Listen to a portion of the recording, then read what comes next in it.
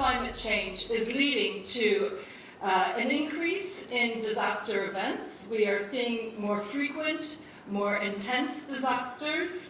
Obviously, there are the major events, such as what we saw in terms of flooding in Pakistan, but also very much what we see as high-frequency, low-intensity events occurring at the local level, at the community level.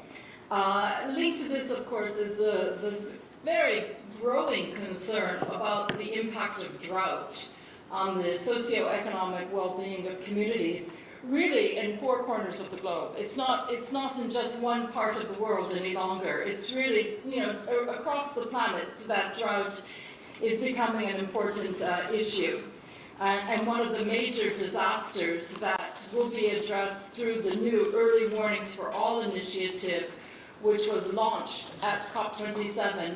And for those of you who are not familiar with this, the Secretary General has requested the World Meteorological Organization to lead an interagency initiative to scale up early warnings for all in the next 5 years. And this is critically important because UNDRR just released a report a few weeks ago that shows that about half of the world's countries do not have adequate early warning systems. 6 out of 10 Africans are not covered by early warnings. And yet we know that it is one of the most cost-effective adaptation measures that can be put into place. Drought is one of the hazards that will be included in this new Early Warnings for All initiative, along with heat waves, cyclones, and torrential rains. So these hazards combined account for 85% of losses and damages and around 95% of infrastructure losses. So a critical need to really improve the early warning systems there. I'd like to maybe just talk a bit about our global assessment report, which was issued last year. And in this report, we point to a likely increase of more than 30% in drought events between 2001 and 2030. This is an estimate that has come. But what's expected is an average of 16 drought events per year from 2001 to 2010 to 21 per year by 2030. And of course, we know that it is the low and middle income countries that lose more than 10% more of their GDPs to disasters than high income countries. So the concern is obviously how drought and other disasters are affecting countries that are on the front line of the climate emergency, the most vulnerable, but also fragile context, where drought is intersecting with other types of threats, such as conflict or displacement. And we see this, of course, in contexts such as Afghanistan. So the trend line is pointing upwards, and of course they do not even take into account future climate change impacts, which are likely to increase the extreme events even further. So we know, of course, you know better than me, that drought is often driven by land degradation and human activity, such as water management and agricultural practices. And we also must remember, though, that its impacts really stretch far beyond the agriculture sector. Drought, just like COVID and climate change, has become an emblematic hazard that really demonstrates what for us is the systemic nature of risk. And this means that the complexity of managing drought risk requires a transformation in how we carry out risk management. What this means is that we have to put into practice the idea that it's far more effective to reduce the stocks of drought risk through prospective and proactive measures rather than simply waiting for a drought to occur and reacting and responding to it. So hence we are calling for a far greater focus on prevention, because this will have far lower human, social, financial, and environmental costs in both the near and long terms. This means prioritizing prospective risk management measures such as land regeneration, greenbelts, reforestation, and vulnerability reduction. In 2021, UNDRR released a special report on drought, and we recommended some key actions that can reduce the risk of drought. The first was to invest in greater drought risk identification and mapping, strengthening multi-sector and multi-stakeholder approaches, accelerating adaptive social protection targeted to those most exposed to drought impacts, ensuring social accountability through increased public information and transparency, and scaling up financing for drought-related systemic risk reduction, including through increased adaptation financing, in particular to water-stressed countries. Earlier this year, UNDRR and the World Meteorological Organization established a Center of Excellence for Climate and Disaster Resilience, and the idea being that the impact of the climate emergency was such that the UN needed to join forces with other players such as the Red Cross movement, the International Science Council, to really see how collectively we could do a better job of supporting countries to manage climate and disaster risks. So we now have about 13 different agencies that are part of this group, and one of our proposed activities moving forward is to develop what we're calling solutions packages.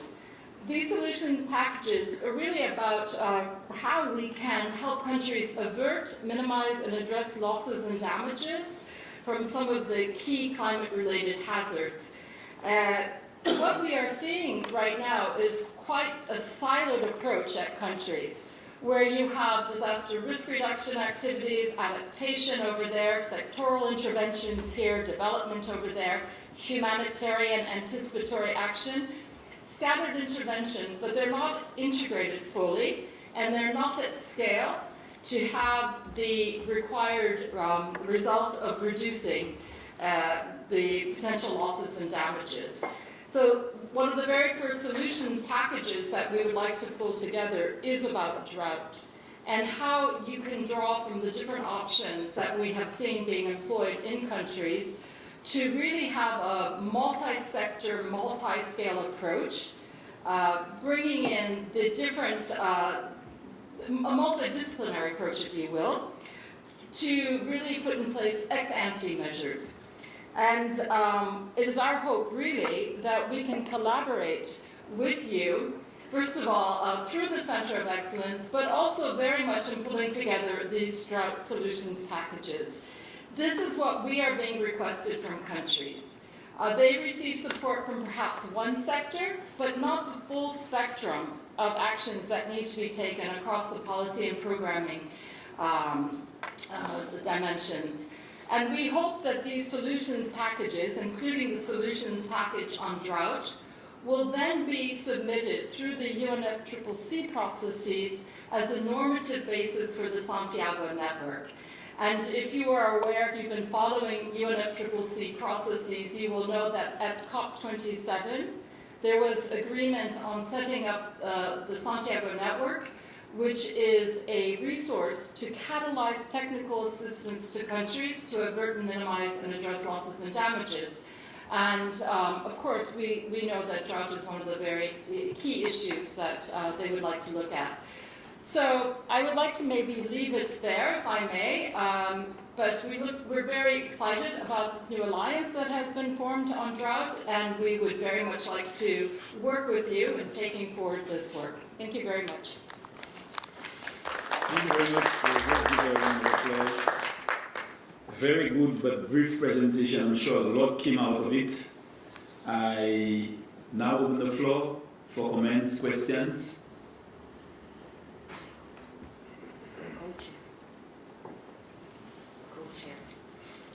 Co-chair, sorry, I'm co-chair on the floor.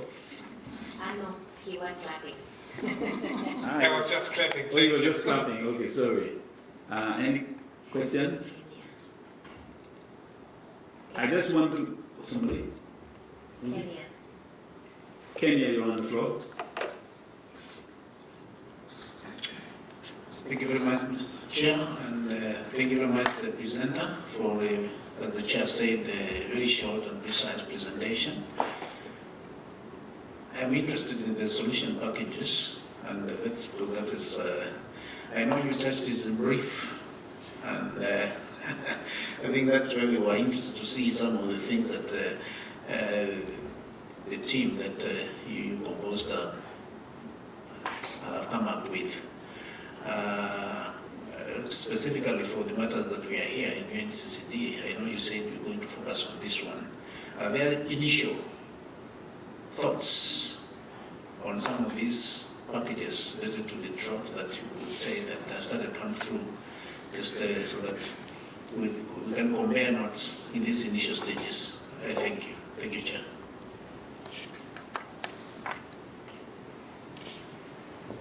Thank you very much.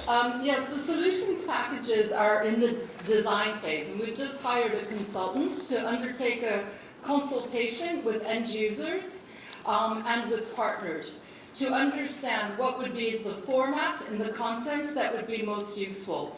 So the idea of the solutions package was given to us through several of the members of the Center of Excellence that are aware of some of the options that sit within their domain, for example, FAO, but not aware specifically of what are some of the other sectoral interventions that would be needed to be put in place to enable better, I would say, averting and minimizing drought impacts. And so the consultant is going to be starting in the next 2 weeks, and we'll be reaching out to different partners, and we'll probably undertake some regional consultations as well.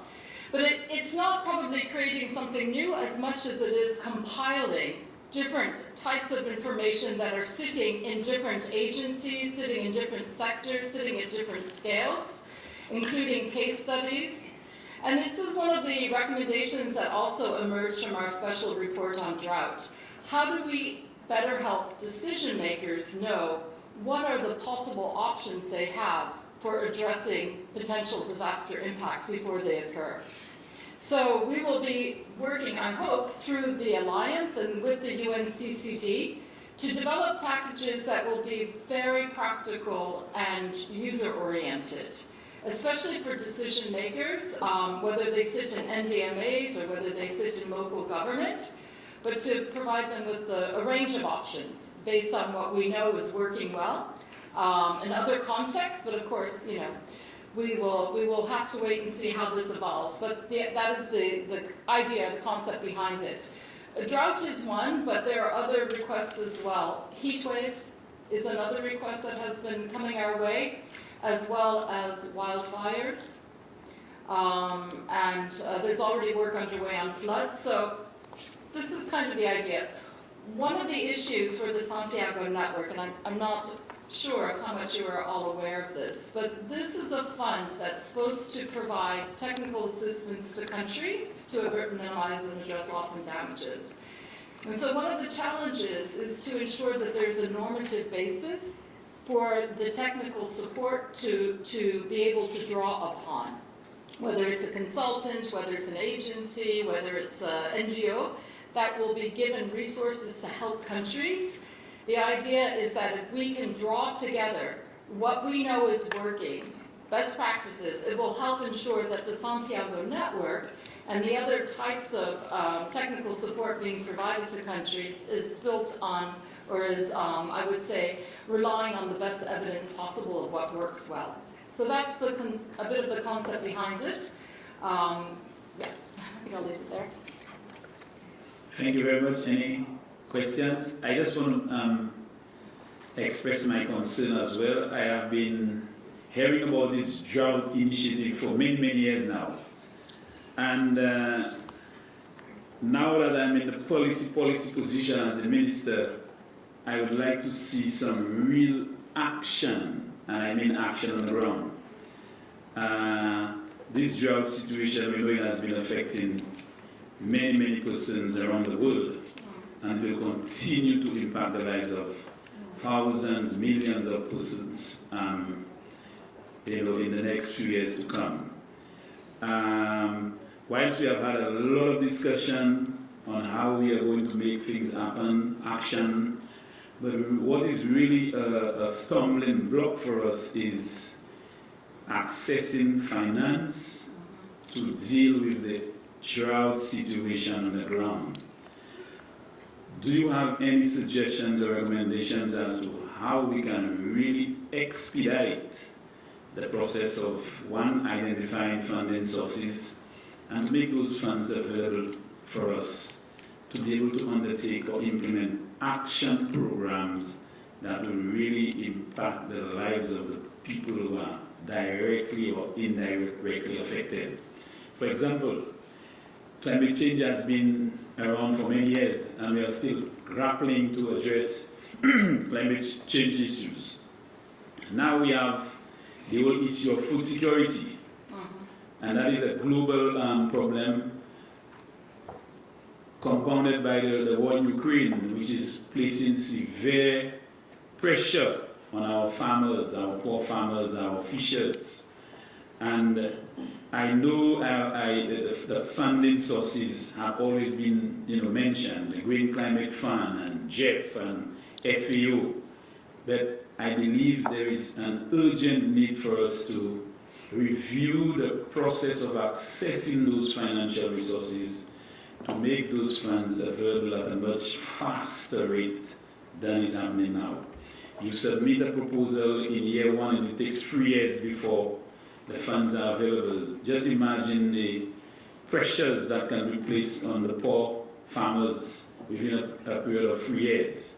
I was just asking, and I'm curious to find out what can be done to address that problem and to make funds available for action on the ground to be able to address the problem head on.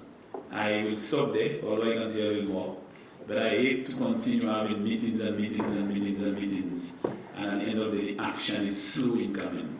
What can we do to drive this process to really, really deal with the major challenges and issues on the ground related to drought? I don't know what. I will try to give you some reflections, but I certainly don't have the magic bullet because I don't have access to those funds. It is a problem that came up quite a lot at COP27. How can we ensure that countries really on the front line of the climate emergency can access climate financing? The average time span for GCF funding is over 4 years. So it's a problem that is beyond, I think, what my organization can do, other than to say that we are advocating very strongly for accelerated financing windows, for example, through GCF. And I know that there is discussion underway now about early warning systems being funded through an accelerated financing window in which the resources could flow more quickly. And those conversations are taking place. I mean, the other outcome of COP, of course, is the agreement after 30 years on a fund for loss and damage. And I think it will be contingent upon you and agencies such as my own and others to really advocate that that fund is provided with resources from donor countries. Because even if you look at the Santiago network, the financing is around $30 million, I think, so far. The amount of money required is far, far higher than that. So there will be an important advocacy role to play to really ensure that resources flow through the new fund on loss and damage as well as the Santiago network. Maybe the other point I could perhaps raise is that the Center of Excellence that has just been established recognizes that the lack of climate financing to fragile and highly vulnerable contexts is really a huge challenge. And part of the problem is that these difficult situations, or these countries that are facing difficult situations, cannot program, I would say, in the way that other countries can. So, in other words, it's not a national DRR strategy that's going to be implemented in a country that's in conflict, for example. So we need other types of solutions. So we've just issued a report called Moving Back from the Edge. And the report essentially is arguing for scaling up certain interventions that we know can have quite a positive impact in fragile and highly vulnerable context. And that we have the evidence to show that this works. So therefore, donors should not hesitate to fund these types of interventions. And the three that we are really pointing to are, first of all, cash-based assistance. So adaptive social protection programs, shock responsive social protection programs, but really trying to put the cash-based assistance in place before a disaster strikes. And then linked to that is early warning for earlier action, anticipatory action, which will enable households that are very much threatened by drought, for example, to shore up their resilience before they rely on negative coping strategies, such as selling off their assets or pulling their children from school, or some of the things that they have to do to survive. And the third aspect is to focus more on nature-based solutions and restoring livable environments, which tend to be more cost-effective than relying on grey infrastructure, programs, for example. But to do these interventions through locally led initiatives that are very much integrated programming options. So the paper is really trying to make the case to the donor countries and to the funding mechanisms to scale up and to increase funding to these highly vulnerable and fragile contexts, so that these interventions, which we know work because we've compiled the case studies, we've compiled the research, demonstrates that they will have an impact on the well-being of these populations and potentially avert the possibility that they will become humanitarian caseloads. And the humanitarian envelope is half empty. So they will not be covered through humanitarian assistance, which means they will fall through the cracks. So there is a full understanding of what you're saying, and I couldn't agree with you more, and there is an attempt to try to influence the decisions that are being made by the funding facilities and the mechanisms in the donor countries. But the pressure, of course, is on them as well. Due to other issues that they're dealing with, post-COVID, the Russian invasion of Ukraine, et cetera, et cetera. So we agree with you, and we're trying to help. Thank you very much. Michael Guce, you have the floor. I think we have a question. You talked about the necessity or your desire to have some normative perspectives in your work. What exactly would you expect, or does the report expects from UNCCD, which we have heard is the normative organization, global organization, exactly in the field of drought? Thank you, Co-Chair. Well, we would like to see the UNCCD join the Center of Excellence, because the other agencies that are members of the Center of Excellence include WFP, FAO, UNDP, World Bank, the Red Cross, UNESCO, International Science Council, several others I can't remember off the top of my head, but the point is we're a coalition of the willing, trying to see what we can each bring from our own perspectives to help countries really address the growing climate and disaster risks. And drought is just such a critical issue. It's not just drought, it's droughts coupled with floods, for example. So it's this combination of hazards that are essentially intermingling with growing levels of vulnerability that we're seeking to address. And one of the key points that we're trying to raise through the Center of Excellence is that we need to do more and better when it comes to vulnerability reduction. And if you look at how our programming is carried out, we're not really getting to addressing the drivers of vulnerability in countries. So these high levels of vulnerability are interacting with hazards that, whether it's floods or torrential rains or COVID for that matter. It's always the poorest, the most disenfranchised that suffer the most. And so we really are trying to work towards something that we might call a vulnerability pact, if you want, between the agencies, in which we agree to share data, to share resources, to share knowledge, to better identify the drivers of vulnerability, but also to identify where the most vulnerable are in any given context, so that our collective programming can really be focused on ensuring, to the extent possible, we can reduce their vulnerability and reduce their exposure to growing hazards. So that is one way in which we would really like to work with the UNCCD. And again, The issue of drought was raised by the members as one requiring a true multidisciplinary, multi-sectoral, multi-scale risk management approach that is far more focused on averting droughts from having this really negative impact on population than simply responding once droughts occur. So that's why we think it would be really critical to work with UNCCD if you're willing. Thank you. One last question. We have another question. Sorry. Yes, you have the floor. Thank you. You have been talking about the proactive measures rather than the reactive measures, and I'm also interested about the solution packages. The problem with many of our developing countries is that lack of resources. I think our chair already raised the issue about the funding requirement, which is not coming. I think the Green Climate Fund even having problems at the moment. On top of that, I think the issues like the COVID and also the debt trap that my country Sri Lanka is right now going through, and it is furthering environmental destruction, a lot of forest destruction, river destruction and everything.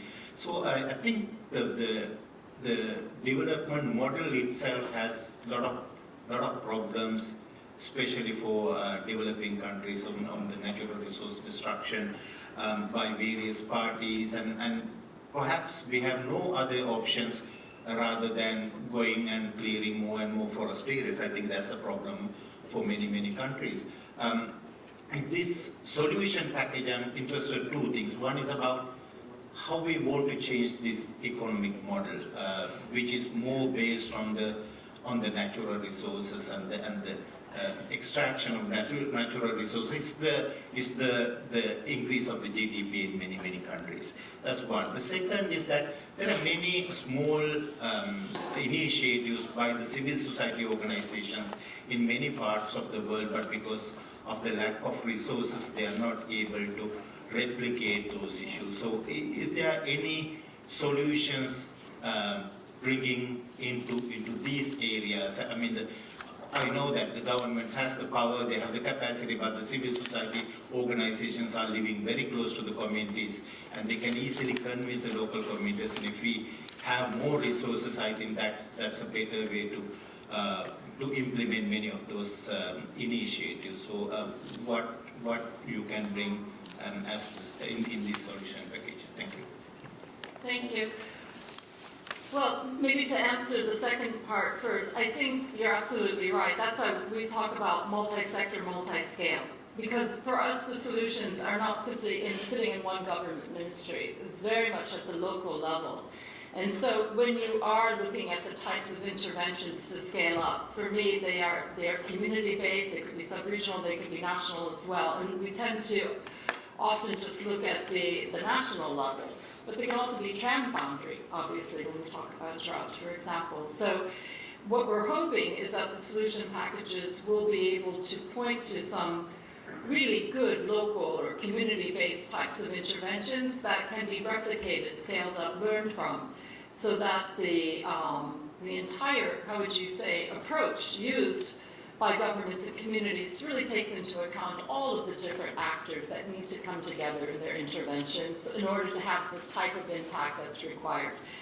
So that's on the one hand. But like I said, these solution packages are just now being designed, and it will go through a consultative process. So if you'd like to be consulted by the team that's pulling it together, I mean, it sounds like you have fabulous ideas. We'd love to come back to you and ask you to be part of that so that we can design it in a way that's most effective. On your issue around development, I mean, we couldn't agree with you more. It's the development decisions that we are making every day that is increasing disaster risks. It's not simply the equation of hazards. It's that we are building, we are creating new risk far faster than we can reduce it or even manage it. And so it's only when we change the way that we are carrying out development and we really try to achieve what I call risk-informed, climate-sensitive development pathways, will we be able to get ahead of the curve. Right now, we're far behind it. And I see this in many of the countries where we work. The decisions on where to build, for example, urban zoning or development decisions that prioritize, economic development over long-term sustainability or environmental well-being, we see that everywhere. So we have to change our development models, and of course it's not easy to do, is it? But that's ultimately what may save us. Thank you very much for your response. Any other questions or concerns? Mr. Michael, co-chair, are you okay? Any? He's not here. Oh, he's not.